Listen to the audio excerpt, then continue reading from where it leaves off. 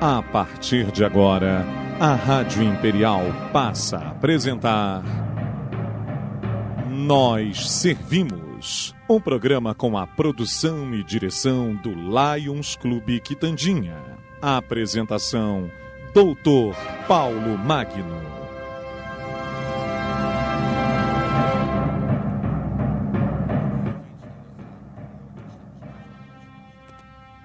Nós servimos e dando uma satisfação a vocês que nós estaremos gravando o programa do dia 24 e do dia 31. Né? Então, o programa do dia 24, teremos o programa normalmente, só que ele será gravado, porque as pessoas estão todas ocupadas para poderem vir até aqui, então a semana que vem será o último programa ao vivo. Né? Mas, de qualquer sorte, é bom que todos saibam, porque às vezes algumas pessoas podem querer telefonar para fazer alguma pergunta, alguma coisa. Dia 24 e dia 31 nós estaremos fazendo programa gravado. Mas serão programas especiais e programas muito bons.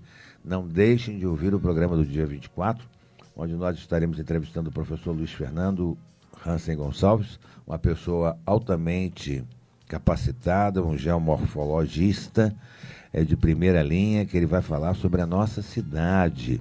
É muito importante que a gente tome conhecimento do que ele vai dizer a respeito de Petrópolis. Né? Bom dia, Lucas. Nós estamos aqui hoje tendo a satisfação de entrevistar Marcos Carneiro. Bom dia, Marcos.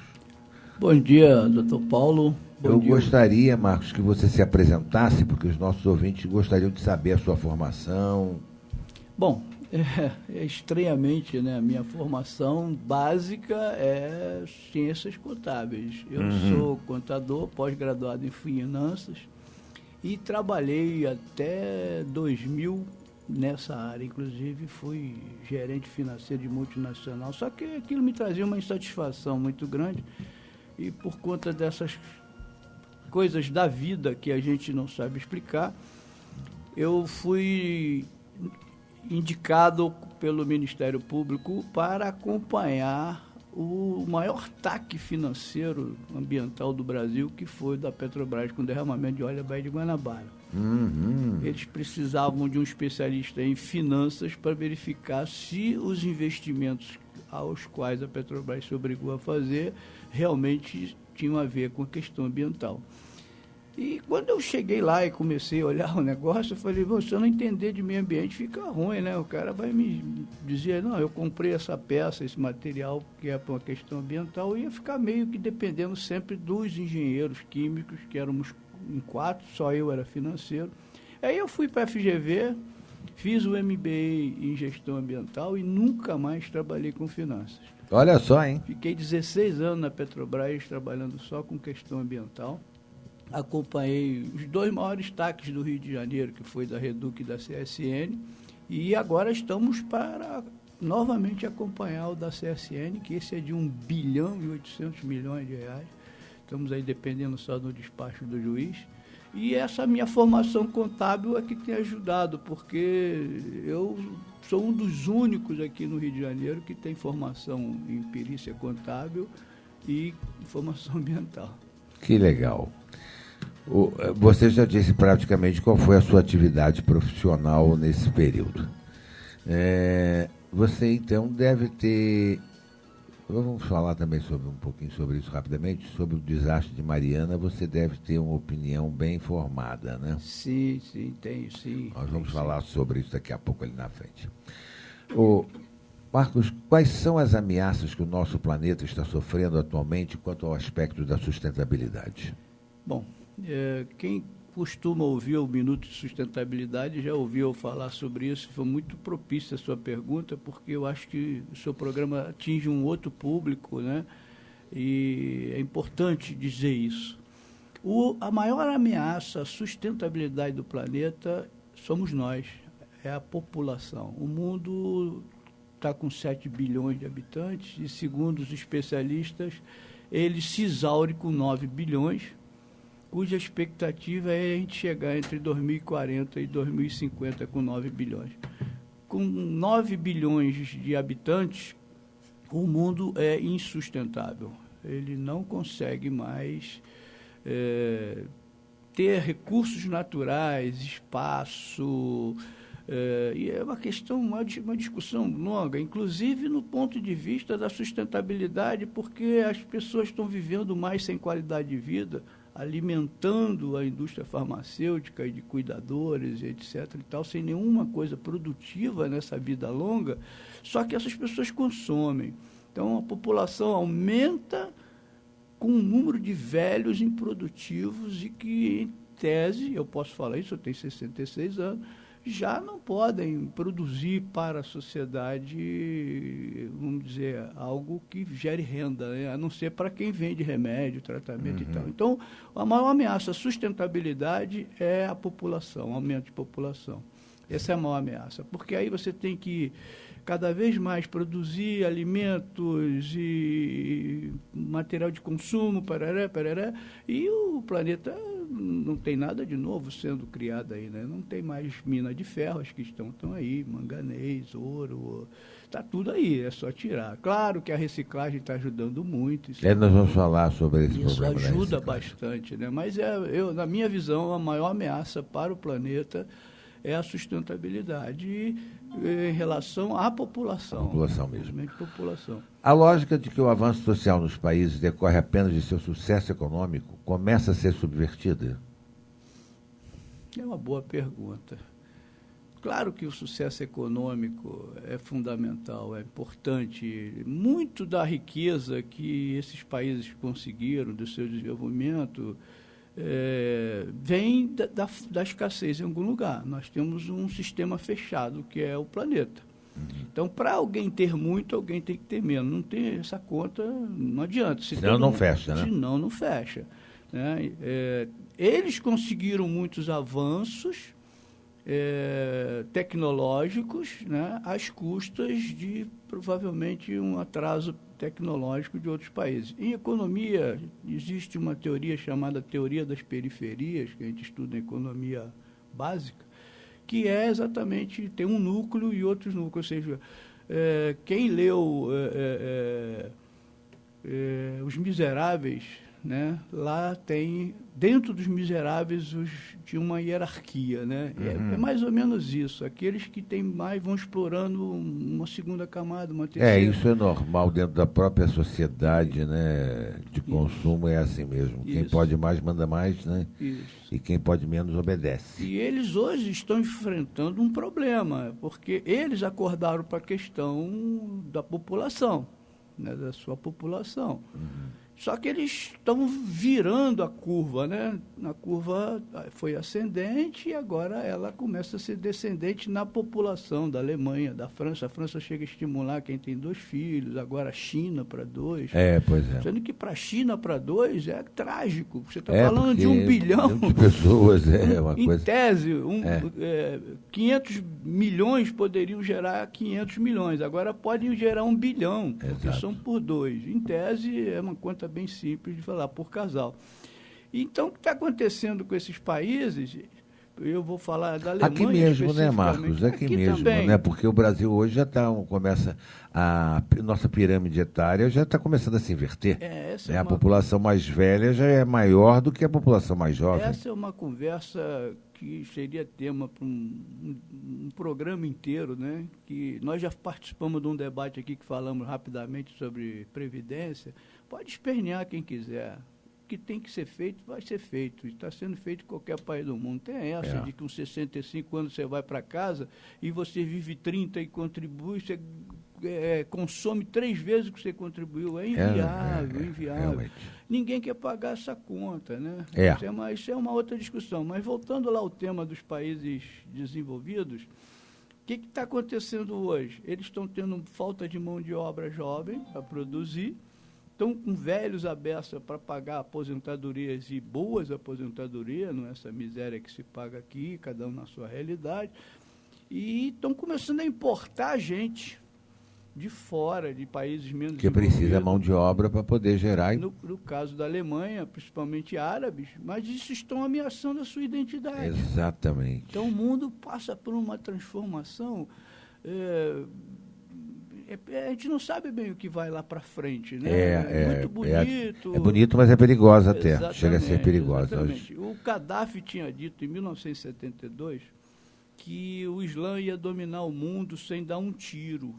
Nós vamos dominar pela população. Nós temos 8 filhos por casal contra 1 a 2 na Europa.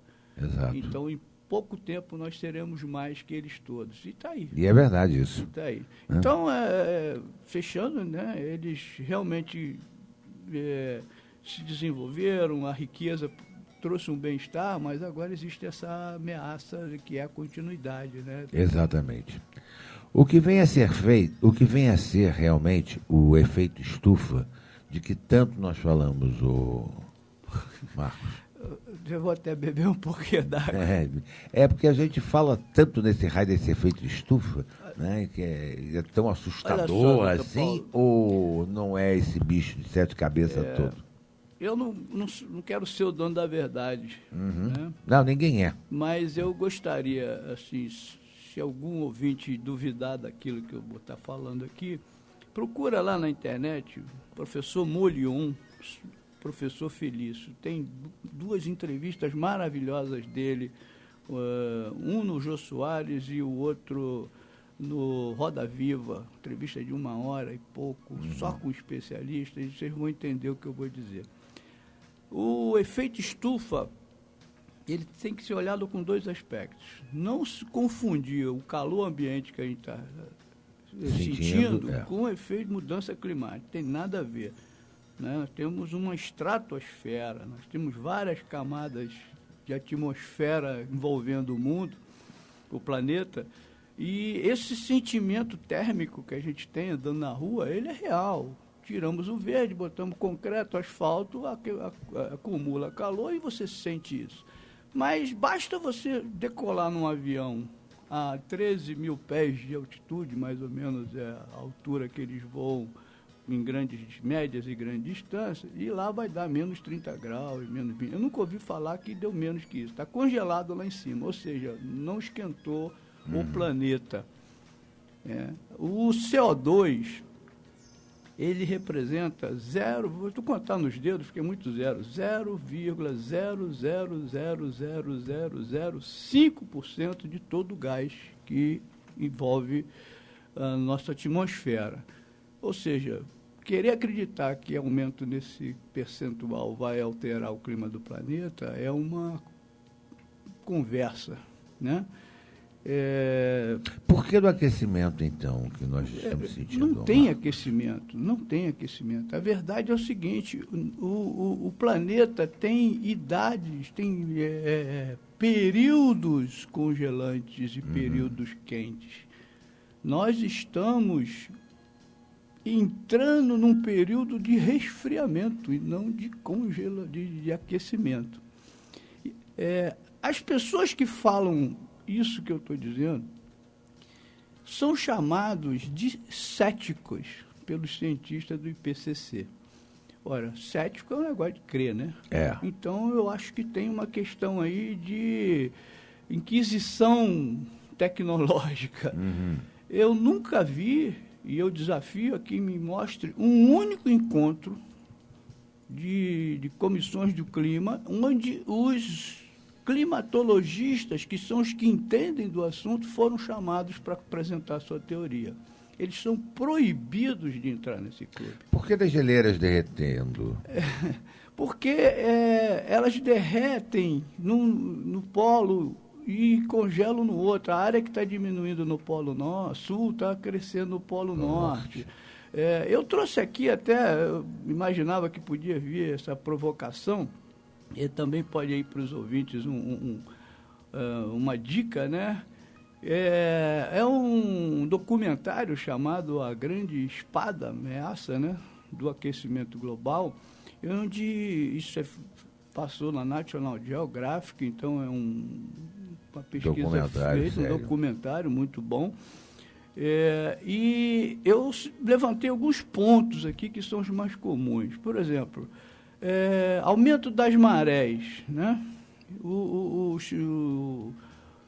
para os climatologistas, o gás carbônico não é vilão de mudança climática global nem aumenta a maré. O gelo seco, as geleiras como a do Monte Kilimanjaro, elas estariam diminuindo porque as camadas superiores da atmosfera estariam mais frias e secas, produzindo menos neve, e não é quente.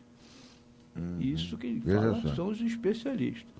O CO2 não controla o clima global. O aquecimento é causado pela radiação solar. O Sol tem períodos de atividade máxima e mínima, se alternando a cada 50 anos, ciclo de Glasberg. Esta variação de energia emitida é que aqueceria ou esfriaria o planeta Terra. É interessante, duas informações históricas incontestáveis. Os vikings colonizaram a parte que hoje é congelada do Canadá e tinha grandes campos, grande plantação. E a Groenlândia, que a gente conhece gelada, significa Greenland, terra verde. Então, ela foi coberta pelo período que estamos terminando e ela está se descobrindo e será coberta de novo. É que, para nós, 15 mil anos, 18 mil anos, que são esses ciclos, nós não sabemos o que é isso. Nós não temos a mínima noção. A mínima noção. Quando a gente ouve dizer assim, há 1 milhão de anos atrás, eu digo, mas o que é isso, 1 milhão de anos atrás? A gente não tem a noção do tempo. Isso é teórico. Né? Outro detalhe que comprova que o aquecimento não é causado pelos humanos. Entre 1925 e 1946, quando o ser humano lançava menos de 10% do CO2 que ele emite atualmente, houve um aquecimento de 0,4 graus no planeta. Por outro lado, entre 47 e 76, a época que se acelerou a produção industrial, depois do pós-guerra, né, começou a reconstrução, houve um resfriamento de 0,2. Veja só. Na última década, a concentração de gás carbônico na atmosfera aumentou, mas a temperatura global está estabilizada. Ou seja, dizer que é o CO2 é uma forçação de barra. Muito grande, né? Outra coisa, o clima global já mudou várias vezes. Entre 7 mil e 3 mil anos atrás, e entre os anos 800 e 1200 depois de Cristo, o clima teria estado até 10 graus centígrados mais quente.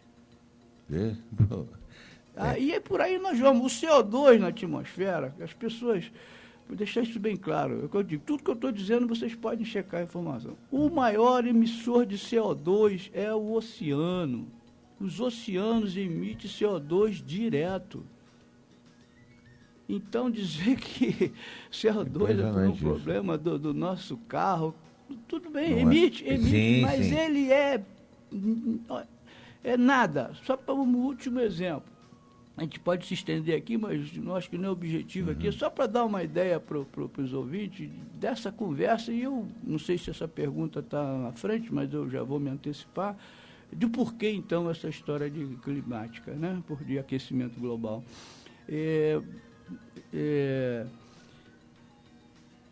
O IPCC foi Vamos traduzir o que é IPCC para o pessoal. É um Instituto de Pesquisa de Mudanças Climáticas, sigla em inglês, né?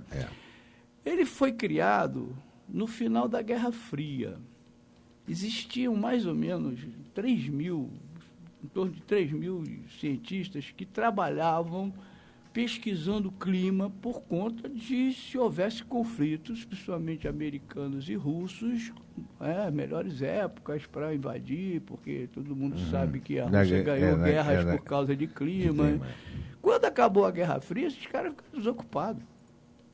Então se criou o IPCC como um objetivo de continuar estudos de mudanças climáticas, e algumas empresas já desenvolviam tecnologias de nós vamos falar sobre essas tecnologias de empresas. Então, na verdade, esses cientistas começaram a estudar essa teoria de aquecimento, um possível aquecimento, por um interesse econômico, então nós vamos falar isso mais na frente lá, e foi uma vergonha a questão de 8 anos atrás, Alguns cientistas tiveram seus nomes incluídos no estudo que dizia que o planeta estava aquecendo, e foi a revelia deles, eles se rebelaram. Que absurdo.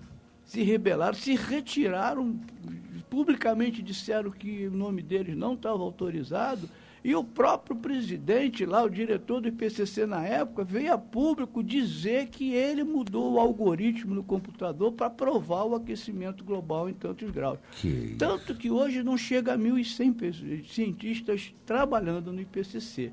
E o governo americano foi reduzindo gradativamente o dinheiro que mantinha bancando essa turma trabalhando lá. Tá? Por trás disso está um grande interesse econômico. Lógico. Aliás, tudo, né? Sim. Atrás de tudo. Tem como a redução de gases de efeito de estufa diminuir a pobreza do mundo, promover os direitos humanos e ainda lucrar com todas essas conquistas? Porque há quem defenda isso, né? Então, vamos lá.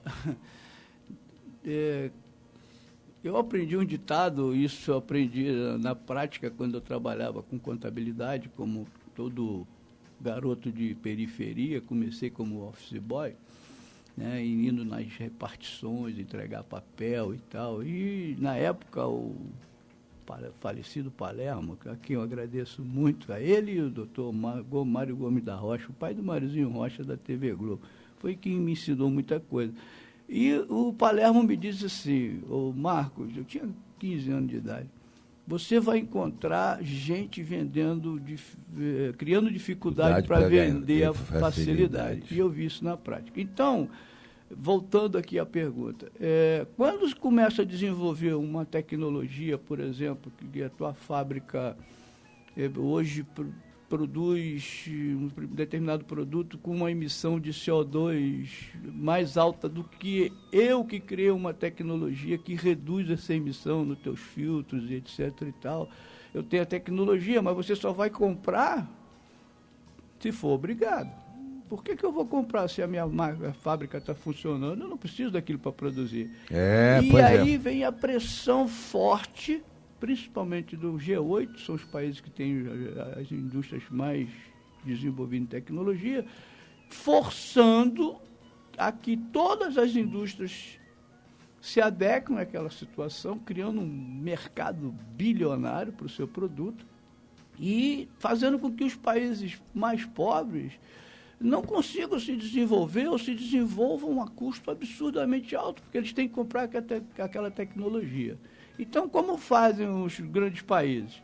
Eles criam logo uma certificação. Você, para me vender, exemplo, né? Para me vender o teu aço, eu só compro se tiver uma certificação da ISO 14000, que é a ISO ambiental. Nós vamos falar também dessa certificação. Então, para você conseguir a certificação, você tem que comprar esse produto lá fora. Carérrimo, para adaptar na tua fábrica, para você poder vender lá. E é assim que a coisa começa a funcionar. Né? Pois é, nós até tivemos uma oportunidade, o Marcos, há alguns anos, o Lions Quitandinha fez um projeto, porque também é o que eu digo, nem tanto ao mar, nem tanta terra, né? É que nossos rios aqui estavam ficando super imundos, realmente poluídos de dejetos de fábricas, né?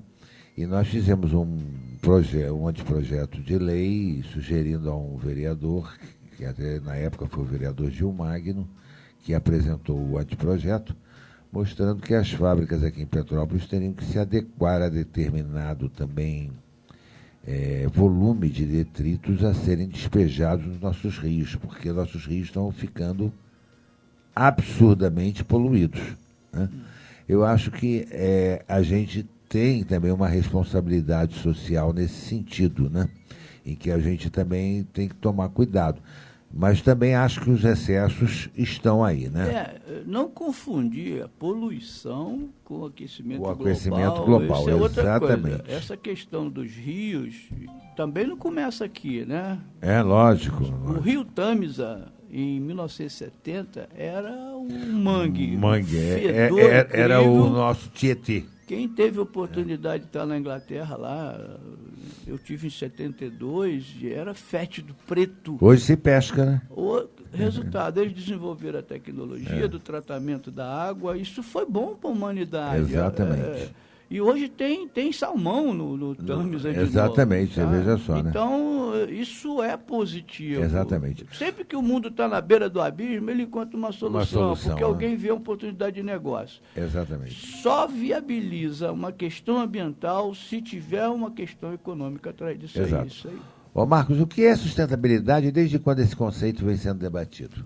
Olha, a sustentabilidade se define em viver bem hoje, garantindo o futuro das novas gerações. Mas ela sempre teve esse conceito? Não, ou esse hoje é um conceito novo? Esse é um conceito que vem aí dos anos 70. 72, depois da ECO, né, aqui no Brasil, ali foi um marco, né?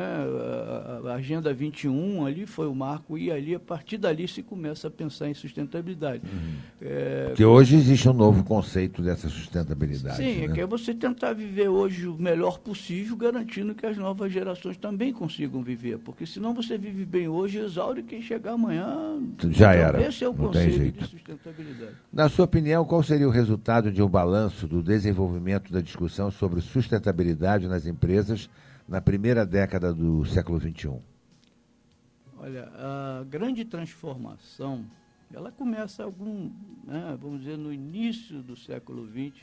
Tem um filme, a gente quando entra lá para trabalhar na Petrobras, faz um curso de engenharia de petróleo, e é um filme marcante, mas para mim foi marcante, porque mostrava que no início do século XX não se tinha a refinaria, se tinha a destilaria do petróleo, que era o final do século XIX, início do século XX, que se usava o querosene de iluminação. Então, era muita demanda do querosene. Então, não existia o sistema de refino, se destilava o petróleo, que em resumo era o seguinte: aquecia o petróleo, a fração leve, que era o querosene, ela saía depois da gasolina, que era mais leve ainda, mas não tinha o que fazer com a gasolina. E esse filme mostra os operários da destilaria de petróleo jogando a gasolina no rio Hudson. Meu Deus. Porque não tinha mercado, né?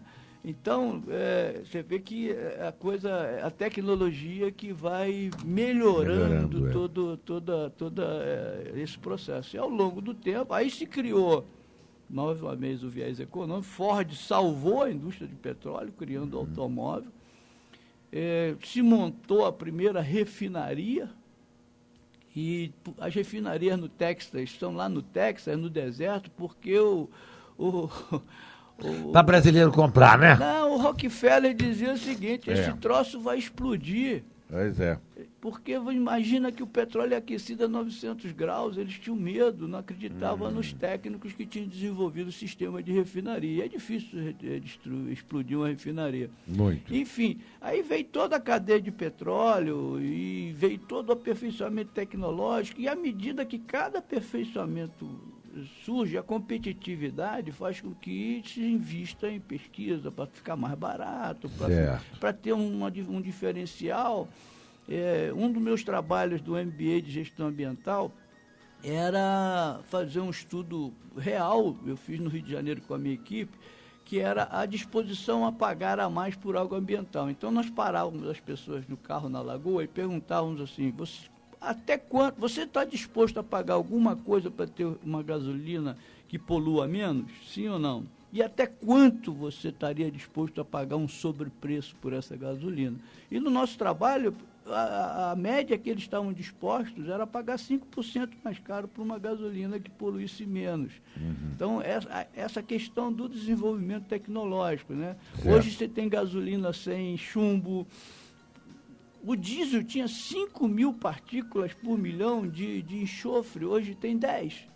Nossa. Então, todo o desenvolvimento tecnológico colabora muito. Nós poluímos muito menos. A água que o senhor falou dos rios, o que motivou isso, na verdade, nem foi porque o rio era fedido, não.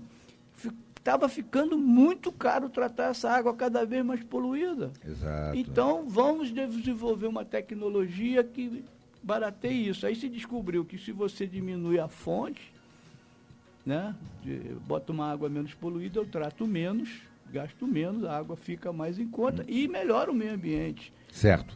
Antes da gente fazer o nosso intervalo, vamos fazer mais uma perguntinha aqui. Quais serão, na sua visão, as mega tendências da gestão sustentável para os próximos anos, Marcos? Eu assisti outro dia uma entrevista de um economista do futuro. Existe economista que só estudam a economia futura. E ele disse o seguinte, que muito em breve, ele fala isso em 30 anos, nós vamos ter como profissão, pago pelos países mais desenvolvidos, desempregado.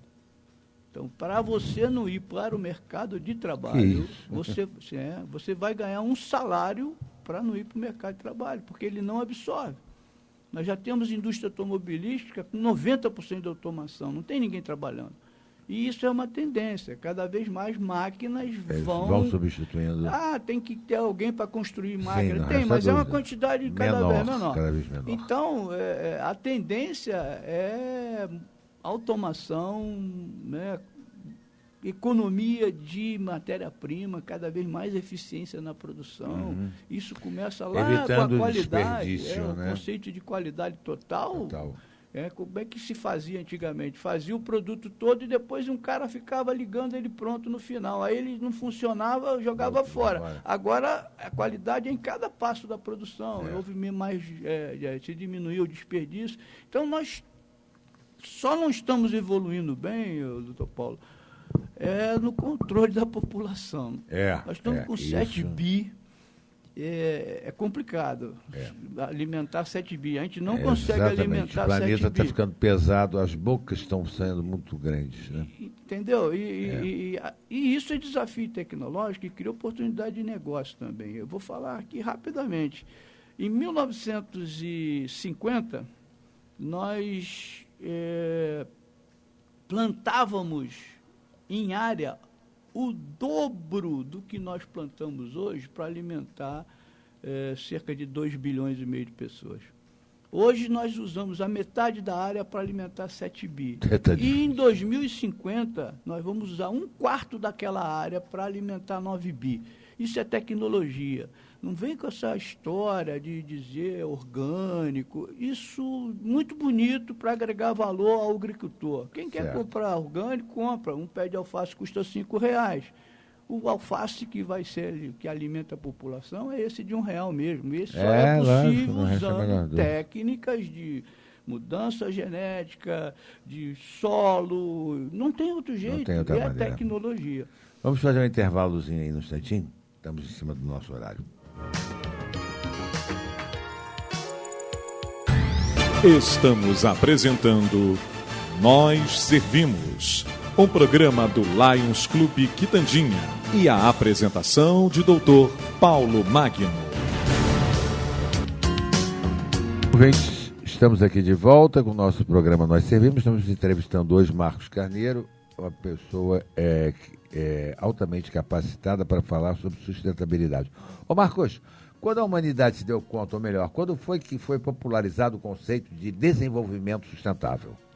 Foi na ECO 92, na verdade, antes da ECO, na COP21 na Suécia, lá que se criou a Agenda 21, que eram 21 temas de questões ambientais. Que as pessoas às vezes ouvem os números, Agenda 21, o que é isso? Ali caiu a ficha para o mundo, vamos assim dizer, né? Ou os caras viram uma grande oportunidade de negócio. E ali começou a se ter essa ideia de que se precisava olhar para frente, que o velhinho planeta não ia aguentar. Não estava suportando do jeito que estava, né? Então ela começa ali em 72, né? E foi ali que é um grande marco, né?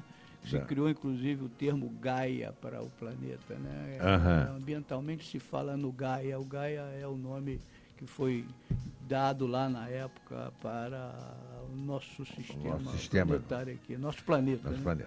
O movimento ecológico sempre foi acusado de impedir o desenvolvimento por ações contra empreendimentos. Como é que você analisa essa crítica? Bom, primeiro dizer que eles são necessários, é importante ter esse pessoal que é militante mesmo, né? Porque eles vão ao extremo, mas acabam levando ao equilíbrio. Sem eles, talvez os avanços que se conseguiu não tivessem sido possíveis. Mas eles também vão a extremos, né? A questão toda é do equilíbrio. Alguns empreendimentos foram brecados, ficaram altamente caros por conta de algumas exigências, né? Nosso ex-presidente Lula falava na perereca do brejo e aquilo é verdadeiro. Né? Aquilo foi um fato. Se paralisou uma obra por causa de uma perereca. Não que a perereca tenha que ser extinta, mas há maneiras de trabalhar isso. Né? Então, é importante que tenham esses ativistas, mas é importante também, e eles ajudaram muito. Hoje, você não tem mais nenhum empreendimento em nenhum país minimamente desenvolvido sem licenciamento ambiental. Certo. Então, é verdade. Então, isso é bom que o povo saiba. Existem órgãos...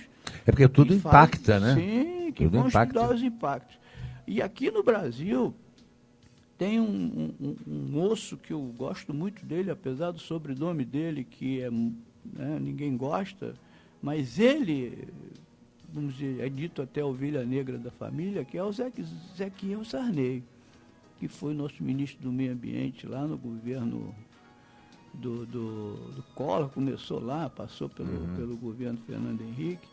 Esse cara fez grandes avanços na legislação ambiental no Brasil e diminuiu muito os impactos ambientais. Agora, sempre tem que se fazer a seguinte conta. E isso é uma discussão, eles não gostam quando a gente vai para a mesa de discussão. Eu tive várias discussões que eu participava de audiências públicas para projetos da Petrobras. Então, aparelhos xiitas estão todos lá. Eu dizia para eles o seguinte, tá bom, vocês estão colocando tantos itens aqui para não se colocar o empreendimento. Vamos calcular o impacto de não colocar o empreendimento.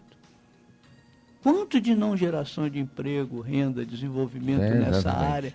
E aí eles não sabem discutir. Nós também não podemos atrapalhar o desenvolvimento, né? O progresso de uma nação. Ou seja, quanto custa não botar uma refinaria em determinado lugar?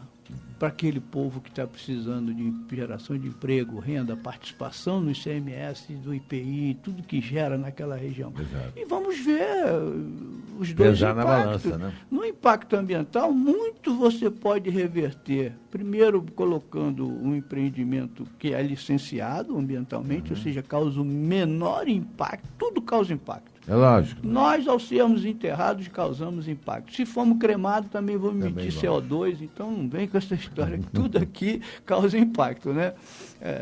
Viver, né, causa impacto. Nós comemos, vestimos, e acumular bens causa impacto, enfim. Exatamente. Vamos ver qual o impacto que pode ser menor para a sociedade, ou o que é o melhor.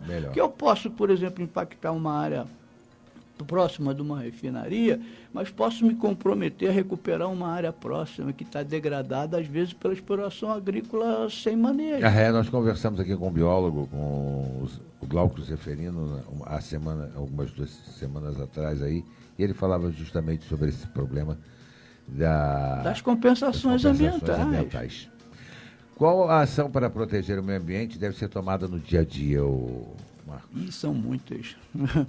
Assim, eu falei são muitas, mas eu diria que a principal, que cada um de nós pode tomar, é não consumir além da sua capacidade. Ou seja, quando você abre aquele armário de roupa, que tem 100 pares de sapato, 200 camisas, você não é sustentável. Você está ajudando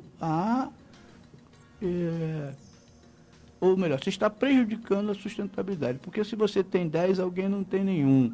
Certo. E quando você consome mais do que você precisa, você faz o preço subir.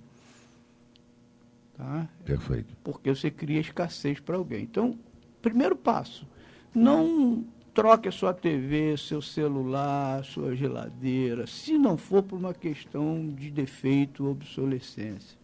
Use-a enquanto ela tiver utilidade. Não há necessidade. Se vê muito na Europa.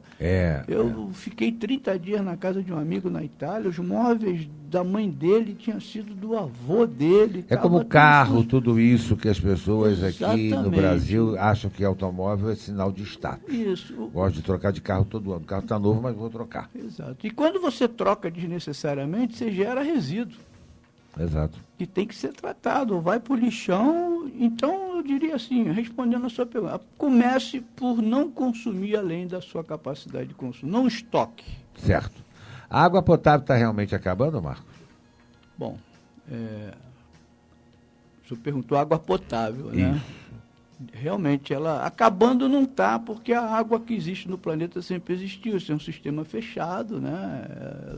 Chove, evapora, com certeza está infiltrando menos no solo, a água subterrânea tem alguma dificuldade em volume, mas a água que está aí no planeta é a mesma, e eu diria até que, entre aspas, foi gerado água nova. Isso é outra conversa.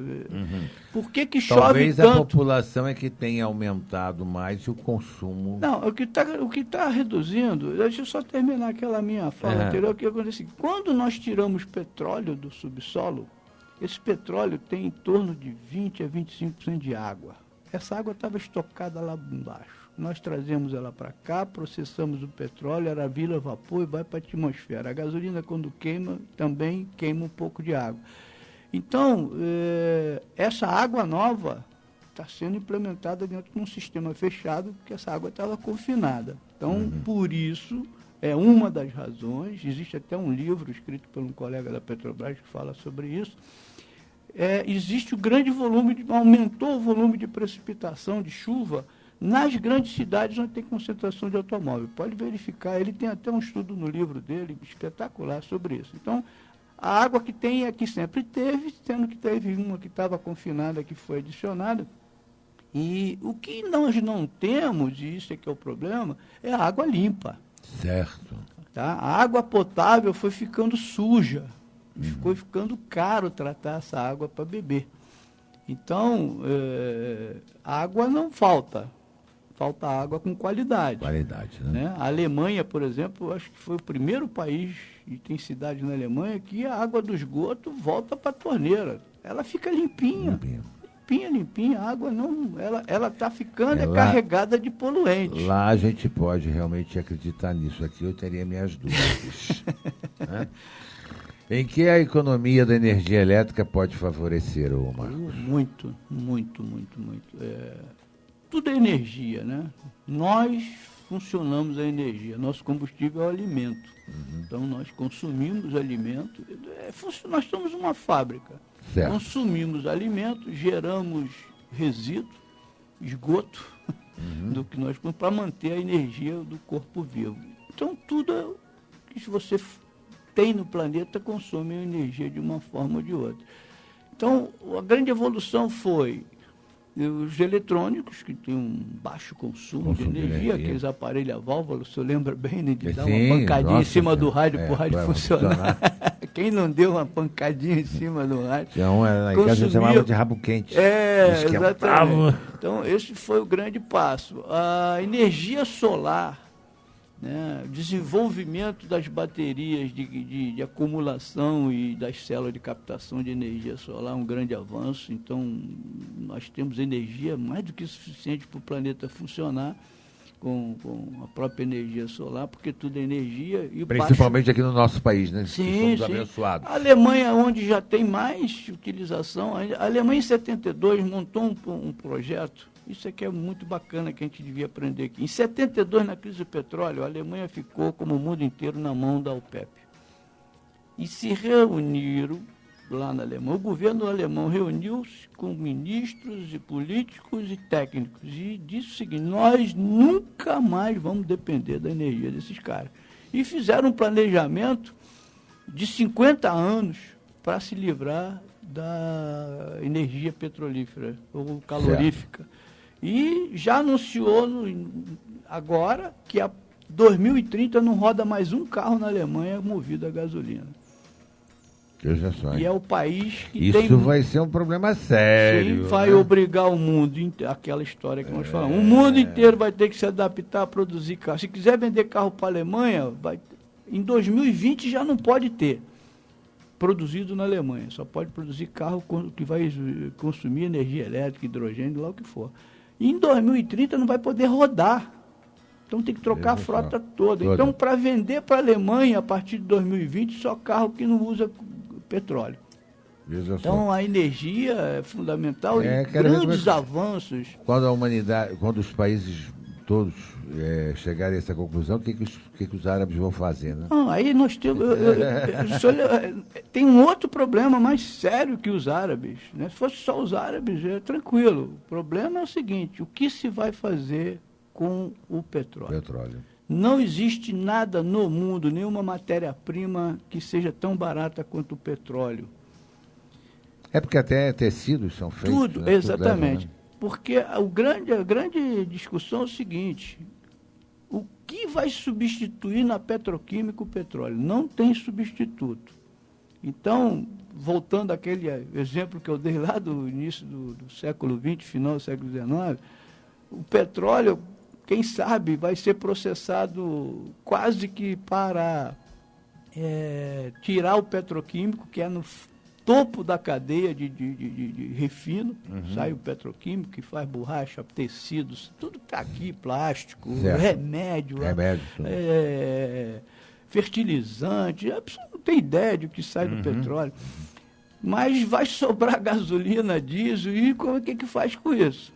Tem Porque que engolir isso. Isso sai, porque o processo de refino é fracionamento. Você vai aquecendo as partes que a gente chama leve, elas vão saindo com aquece. Aí primeiro sai gás, depois é gasolina. O nosso problema, por exemplo, que é diesel, tem que tirar a gasolina para sair o diesel já está mais acima. Então, quando tem excesso de gasolina, porque nós dependemos do diesel, aí tem que vender para fora. O pessoal diz, mas vende mais barato do que custa. Claro, porque tem excesso. Nosso problema é diesel.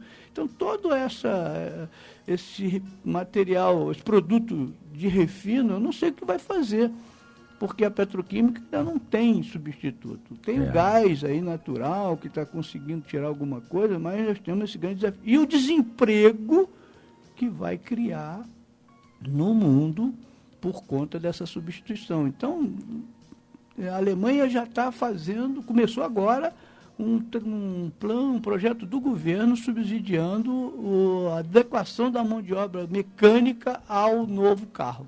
Está começando agora. Então, nós aqui temos que correr atrás, né? O uso de papel reciclável é importante, Marcos? Muitíssimo. Muito, né? Importante. O lixo reciclável também contribui de que maneira? Olha, esse é quando a indústria de reciclagem, aí eu volto ao viés econômico, quando os caras começaram a perceber que podiam reprocessar, principalmente derivados de petróleo e papel, a baixo custo da matéria-prima, porque era um pessoal marginalizado que catava e tal, e eles compravam e podiam processar. Aí nós começamos a reduzir consumo de recurso natural. Hoje, nós tivemos aqui, falei isso domingo passado, o 7º Congresso de Catadores de Papel. O senhor sabia que temos congresso de catador de papel? Eu não sabia. Pois é, o 7º Congresso aconteceu em Belo Horizonte, é questão de 10 dias, e precisa ver o nível dos catadores. O lixo é uma riqueza, sim, né? Sim. É que nós não temos não temos o hábito de cultuar separar, inclusive, né? Botamos tudo na mesma lixeira e aí você contamina, fica mais caro. Mas foi um grande avanço, cada vez mais. Barcelona tem um sistema de coleta seletiva de lixo por sucção, é tudo por baixo da terra. Exatamente. Maravilhoso. Aproveita quase tudo. Nós temos o Plano Nacional de Resíduos Sólidos. Infelizmente, o prazo para as prefeituras se adequarem acabou há 2 anos atrás. Quase nenhuma se adequou, poucas se adequaram, onde o catador é o cara mais importante nesse processo. A prefeitura regula, a indústria paga e o catador recebe para fazer essa coleta seletiva, a reciclagem e vender novamente para a indústria. Exato. Então, isso já dá uma redução de uso de recursos naturais muito grande. Isso é uma coisa, o lixo é uma riqueza. Exato. Marcos, a solução de problemas ambientais está nas pequenas ações do homem no dia a dia ou nas decisões dos governos e das empresas? Eu diria que está mais em nós. Nós já falamos lá. Consumir conscientemente é o grande movimento. Consumir conscientemente, separar o lixo, não jogar o lixo fora, não fazer ligação clandestina de esgoto. Essas coisas dependem de cada cidadão. Exatamente. Tá? E também, se você, por exemplo, for comprar um determinado produto, dê preferência àqueles que são mais naturais, que o processo produtivo polui menos. Isso é uma ação nossa que pressiona a indústria. Exatamente. Quando nós somos os grandes responsáveis. Eu diria que eles são na questão macro, redução de emissões atmosféricas, poluentes, eles já estão fazendo bastante isso, que é uma pressão grande, né? Começou com os ambientalistas, hoje todo mundo tem de alguma forma consciência ambiental e as escolas, né, estão ensinando muito as crianças. Eu vejo a minha neta falar comigo, vô, tu não fechou a torneira. Pois é, a gente e às vezes eu esqueço, mas ela está muito atenta. Então isso é o futuro, é a ação individual de cada um. Exatamente. Qual a sua avaliação em relação ao Brasil na questão da sustentabilidade? As perspectivas são boas, a cultura do desperdício e descarte consciente de resíduos tem evoluído na cabeça dos brasileiros? Eu diria que tem sim, tem evoluído sim. Você deu exemplo agora da tua própria neta. Né? Tem evoluído sim. Eu acho que nós podíamos, na parte da população, aqui a gente tem muita pobreza, e onde tem pobreza é complicado. Eu costumo dizer que se tiver o último mico-leão dourado lá na árvore e um homem faminto aqui, me desculpe, os ambientalistas, vai morrer o mico-leão dourado, porque o homem é o topo e ele tem que sobreviver. Não vai o homem morrer. É predador, né? Pois é, então a miséria faz com que o cara seja predador. Se a gente for lá para trás, o índio era o quê? Extrativista. Exatamente. Então, quando o cara está com fome, meu amigo, ele desmata, ele vende a madeira ilegal. Ele faz qualquer coisa. Então, se a gente trabalhar nisso, reduzindo a pobreza, com certeza o meio ambiente rapidamente recebe benefício. Né? O que você acha do protocolo de Kyoto? Por que ele não funcionou? Bom, o protocolo de Kyoto não funcionou porque eu já respondi no aquecimento global. Exato. Né? Não é para funcionar mesmo. Né? Nenhum daqueles países do G8 cumpriu suas metas de emissão. Né? Estados Unidos, como o maior poluidor do mundo, ele quer que nós reduzamos aqui a nossa emissão para que ele possa emitir. Aliás, aumentar a dele, né? O senhor deve ter ouvido falar do mercado de carbono. O que era o mercado de carbono? Um país poluidor pagaria um país menos poluidor para ele manter a sua condição natural para ele poder emitir. Então, eu vou emitir não sei quantos milhões de toneladas de carbono, você mantém a tua floresta em pé ali, com gente pobrezinha, não desenvolve não, mas eu te dou uma grana para eu poder emitir. Gente, o planeta é um sistema fechado. A poluição dele se o tal do gás de efeito estufa fosse real, ele está emitindo lá e está prejudicando o próprio país dele. Lógico, não resta nada. Aquele Al Gore que fez um filme muito bonito sobre a questão das mudanças climáticas, e com isso ele queria chegar à presidência da República nos Estados Unidos, e não chegou porque a eleição foi fraudada, todo mundo sabe disso. Ele, ao mesmo tempo que dizia que as marés iam subir, ele comprou uma casa na Califórnia de 7 milhões de dólares, que está a 70 centímetros do nível do mar. Quer dizer, você não compraria uma casa no litoral sabendo que o mar está subindo lá. Então, não funcionou por isso mesmo. E a China, na época, deu uma resposta muito assertiva para esse grupo. Eles disseram, o dia que eu tiver o desenvolvimento que vocês tiveram, eu vou fazer isso que vocês querem que eu faça. Vocês fizeram isso sem pedir licença a ninguém. Hoje a China tem problemas de poluição seríssimos.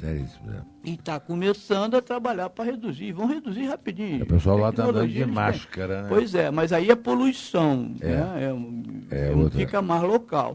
Mas o protocolo de Kyoto não funcionou por conta disso mesmo, né? Porque eles queriam que os outros reduzissem para eles continuarem. E como eles sabem que, no fundo, isso não é uma verdade, daqui a pouco isso aqui vai cair no esquecimento, vai aparecer um outro mote, né? Ideias, exatamente. Então eles reúnem, conversam, gera dinheiro, gasta dinheiro até para manter. Imagina que a indústria de petróleo faz parte dessa discussão, cara. O cara queima fóssil, combustível fóssil, ele está lá, a indústria dele depende disso, e ele está lá assinando os acordos todos, etc. e tal. É uma discussão grande. Traz conscientização de uma série de coisas. Eu também não estou dizendo que aquilo nada presta. Algumas coisas que eles falam lá, traz benefício para o meio ambiente como um todo, né? Mas com o aquecimento global, por isso Marcos, que não cumpre. Desde a década de 60, existe uma preocupação global com os rumos do planeta e com o impacto da atividade humana. Mas parece que esse debate nunca chegou às bases da própria sociedade. Como a administração pode contribuir para a disseminação tanto do debate quanto de práticas sustentáveis? Educação.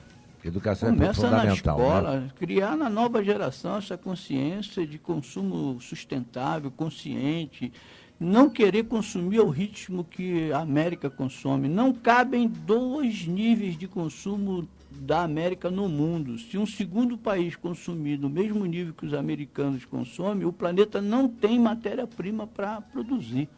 Então, deixa eles lá com o jeito deles, vamos viver a nossa realidade aqui. É diferente, né? É fácil isso não, mas se na escola você começar a dizer para a criança, desde pequenininha, que ela não tem que ter 20 bonecas, 30 carrinhos, 10 tênis, é por aí que o negócio começa.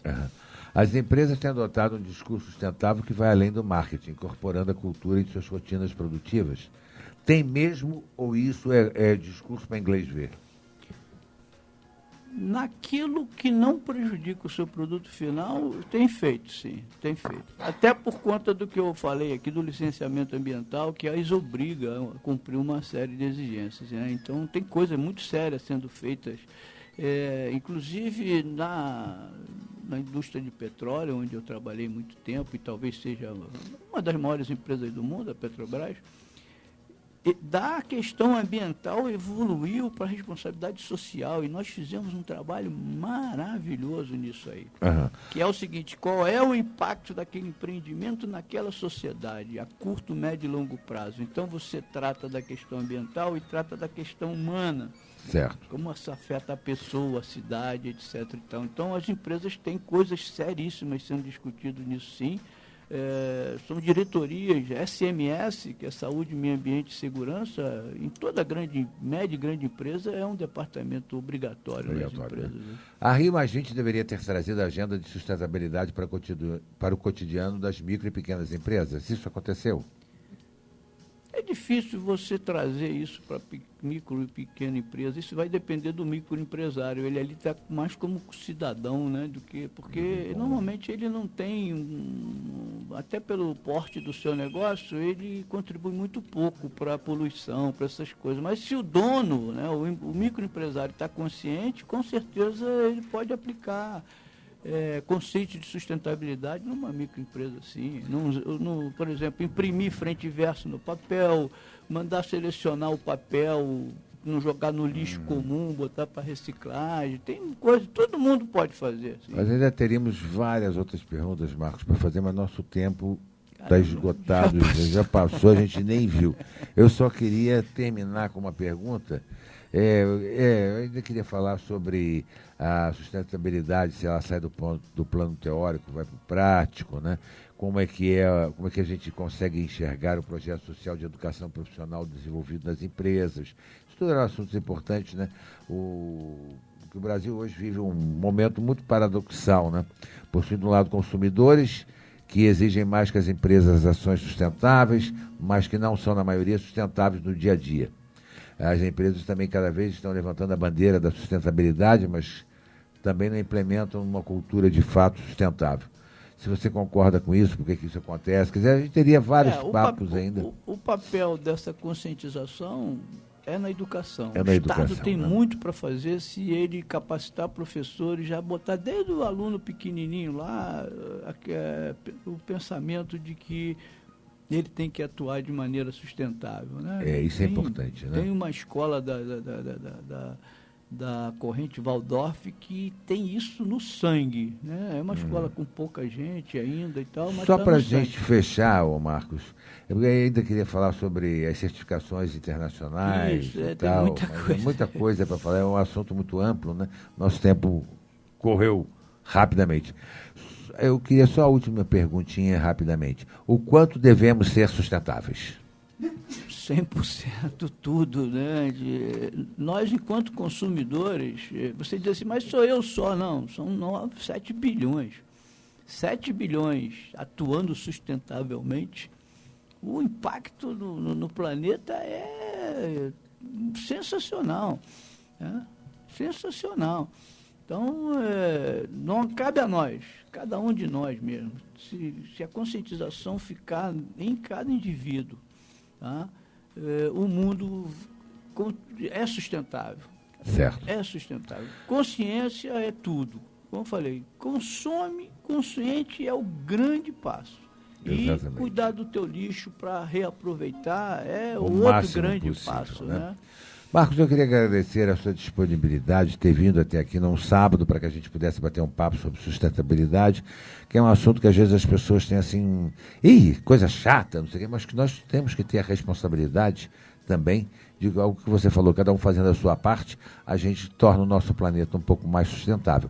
Não com fanatismos, não com coisas aberrantes, com absurdos, com delírios, que a água está acabando, que a terra vai morrer seca, que nós não vamos ter mais nada para comer, que não sei o quê. Estamos longe disso. Estamos longe disso, né? Muito pelo então, contrário. Agora nós temos que realmente tomar certas medidas, porque senão nós degradamos o ambiente de uma forma tal que nós vamos nos matar aqui. Né? Exatamente. Então eu queria agradecer a sua disponibilidade, deixar aí a sua palavra final, por favor. Eu queria me colocar à sua disposição. Na nossa conversa aqui, nós falamos em questão social. Então, um dia que o senhor quiser falar sobre responsabilidade social das empresas, do empreendimento, é um assunto novo, importantíssimo. Muito importante. E de sustentabilidade pura, porque está tratando do ser humano. Hoje nós vemos muitas empresas preocupadas com isso. A Petrobras fez um trabalho maravilhoso nisso aí, é muito bacana. Deixar para o pessoal em casa pensar, quem viu alguma atuação do Greenpeace contra qualquer empreendimento americano, manda para mim que eu quero saber onde foi. Isso aí. Gente, olha, não acreditem em tudo que vocês ouvem, procurem informação. E aquela frase do meu velho professor lá, que eu esqueci o nome dele, era um padre holandês, que disse: toda vez que vocês perceberem um pensamento dominante, se pergunte a quem interessa. E fiquem tranquilos, o mundo está caminhando com percalços, nada é menos sustentável que a guerra, né? Exatamente. E elas não acabam, né? Ninguém tira licença ambiental para a guerra. Para a guerra, né? Não tira. Destrói o meio ambiente, floresta, tudo. Nem falam nisso, exatamente, né? E a poluição, a emissão de CO2, no bombardeio, isso passa longe da discussão. Exatamente. Eu lhe agradeço a oportunidade, foi muito bom ter podido vir aqui, sem nenhuma restrição de assunto. Então, é lógico. Gostei muito, eu agradeço essa oportunidade. Obrigado a você, Marcos, obrigado aos nossos ouvintes. Lucas, obrigado aí na técnica, obrigado ao William lá na gravação. E semana que vem estaremos aqui com mais uma entrevista, com mais um programa Nós Servimos, sobre a chancela do Lions Clube Petrópolis Quitandinha. Um abraço a todos, bom fim de semana, fui!